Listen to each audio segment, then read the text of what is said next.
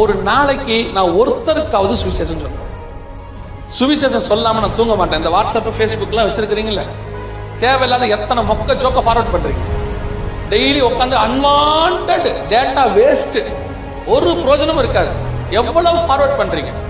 ஒரு நாளைக்கு இயேசு பத்தி ஒரு நல்ல சுவிசேஷத்தை நீங்களே எழுதுங்க, நீங்களே டைப் பண்ணுங்க. உட்காந்து தேவையில்லாம எவ்வளவு டைப் பண்றீங்க. நீங்க டைப் பண்ணுங்க, டைப் பண்ணி ஒரு காஸ்பல் போடுங்க. ரெண்டு தாங்க நடக்கும்.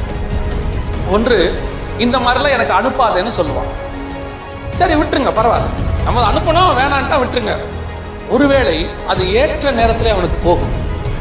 அது சரியான நேரத்திலே கர்த்தர் அதை அவனுக்கு கிரியை செய்ய வைப்பார். ஒருவேளை அவன் ஆண்டவரை ஏற்றுக்கொண்டால் அந்த ஆத்மாவை உங்கள் கணக்கிலே கர்த்தர் கொண்டு வருவார். நான் சொல்றேன், நாம் அனுப்புற ஒரு சின்ன மெசேஜ் ஒருத்தருடைய ஆத்மாவை மீட்க வல்லமை உள்ளது. எத்தனையோ கிழிஞ்ச டிராக்ஸ் ரட்சித்திருக்குது மனுஷன்.